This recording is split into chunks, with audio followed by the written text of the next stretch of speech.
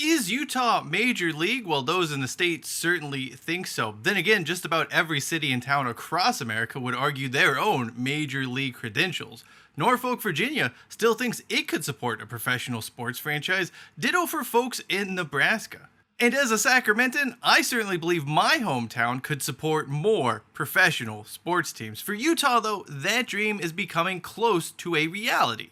The NHL to Salt Lake City is seen as a formality at this point, a matter of when and not if. There's also a comprehensive bid for MLB expansion that has placed Utah on the shortlist for an expansion franchise. However, one question that isn't being discussed about enough: can the region truly support this influx of professional sports? I am Cheyenne Hollis, this is The Touchback, and today, well, let's see if I can avoid having the entire state of Utah hate my guts.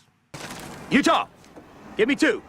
There is all kinds of content out there as it relates to the Utah sports scene. Some want to talk about how good the local fan base is. Others just want to dump on the Delta Center. And a few out there obviously go on about the region's market size. That, in this case, is a good place to start. Firstly, Utah is the 27th largest television market in the US. And it is important to note that professional sports are very much a state thing. It's not just Salt Lake City that this ranking takes into consideration. It's the entire state of Utah, some of eastern Nevada, and some of southeastern Idaho. Even with all of those areas cobbled together into one greater Utah market, it's still fairly small. That being said, it's bigger than Las Vegas, and it is bigger than Buffalo in terms of market size. More importantly, television households and population, they don't always tell the entire story as it relates to a major league market, but we're going to get to this more in a little bit. Stadiums and arenas are obviously a huge part of being a big league town, and to that extent, Salt Lake City has announced some very ambitious plans. The state approved $900 million for a baseball stadium should the city land an MLB expansion franchise. The same amount was also approved to potentially build a new NBA/NHL arena in downtown SLC. Both are still a ways away from ever becoming a reality, but the intent is clear. Utah is willing to spend on new venues. As far as existing facilities, obviously Salt Lake City is well known for the Delta Center, the home of the Jazz. Some people want to claim the Delta Center is bad or dump or whatever the case may be, but honestly, that's just simply untrue. From the outside, yeah, it doesn't look like much, but honestly, it's still a decent facility. It's also one that's been extremely well kept over the years. Quite frankly, I think the Jazz could continue playing in this old barn for another 10, 15, 20 years and get by. Not that they want to, mind you, as more premium seating and fancy doodads means more money for the franchise. The point is this: the team may want a new arena, but it certainly doesn't have a pressing need for one at this very moment. The Delta Center, still good. Then you have Rice-Eccles Stadium, the home of Utah football, which is perfectly fine. There's nothing really remarkable about it. There's nothing must-see about where Utah calls home, but it's still not bad. Like, I'm not going to sit there and badmouth it. That being said, I did find the concourses to be a bit narrow, especially the one behind the end zone leading out to campus. That is a nightmare trying to get out of. The school does get props for keeping the bookstore open after the game so I could score a souvenir. That is always the big thing for me when I go to one of these new schools and see a football game there. Keep the bookstore open so I could get a good souvenir, because no college football stadium in the country sells actual cool things you would want to buy at the stadium. Don't ask why, don't get it, just the way it is. Then you have America's first field, home of Real Salt Lake. After more than 15 years, it's held up reasonably well. Better than PayPal Park, home of the San Jose Earthquakes. Heyo, John Fisher. All kidding aside, it's a middle-of-the-road MLS venue that works for what RSL needs. Pro tip, if you're going to go see Real Salt Lake play right down the street from America First Field, there is a kick-ass root beer shop.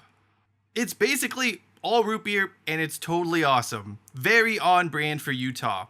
I highly recommend it even if you're not a root beer fanatic. It's still just kind of a cool little shop. Also, if you're willing to walk about a mile or so, you can find free street parking right down the road for your Real Salt Lake game. Beyond that, there are a few stadiums I didn't mention, like the Huntsman Center or everything Utah State related.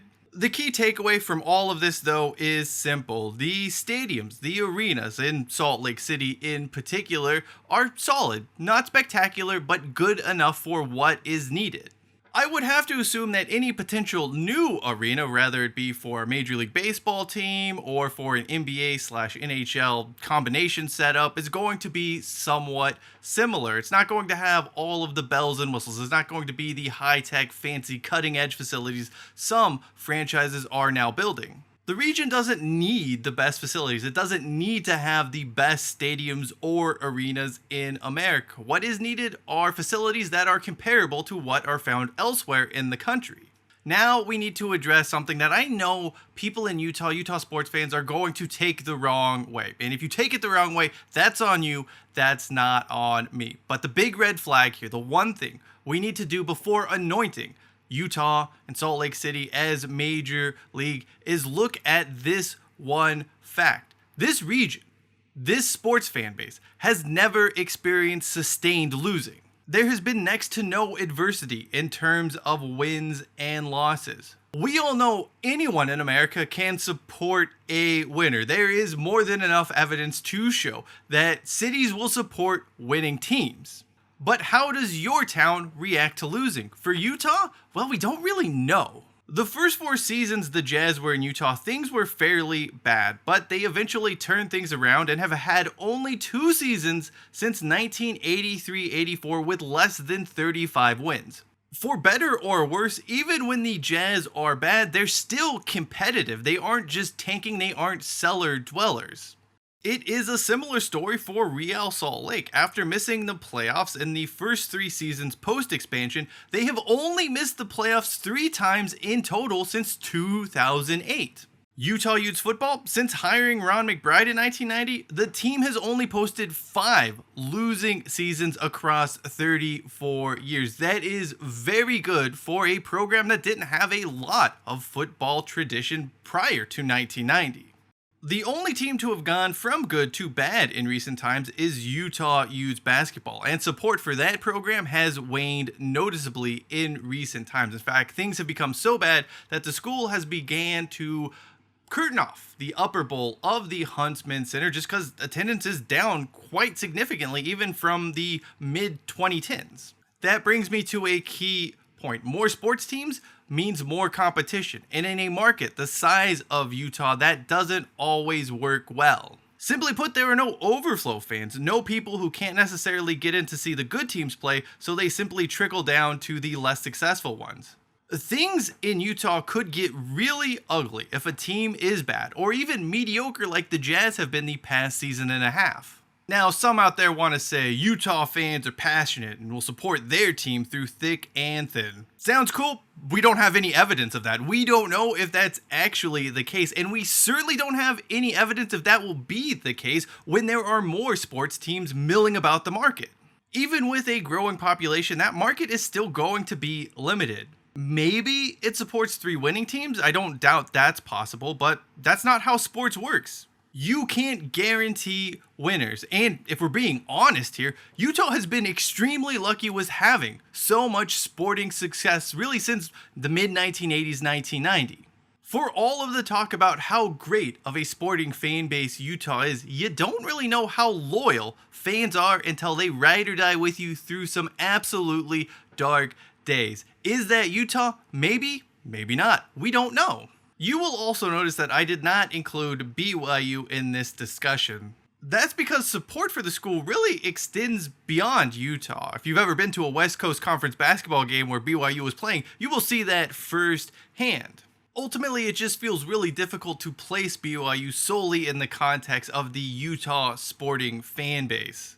In some ways, they're almost similar to Notre Dame in just having that sort of national brand, national identity of BYU. So while they play in Utah, I just don't feel that they are an out and out Utah team. And of course, there are people in Utah that want nothing to do with them. Back to the original question of this video, is Utah Major League? Yes, but to a certain extent. I think the region would be perfectly fine hosting an NHL franchise or an MLB franchise, but certainly not both. Unless all three were always good, like all of the time, things could get really ugly after that initial honeymoon period. And if you want to disagree with me, so be it, but the Utah Utes men's basketball team, they would certainly like a word. Thank you for watching this video. If you'd like to know a little bit more about why I believe Sacramento is firmly ready to have its own MLB franchise, well, check out the video in the upper right-hand corner of your screen.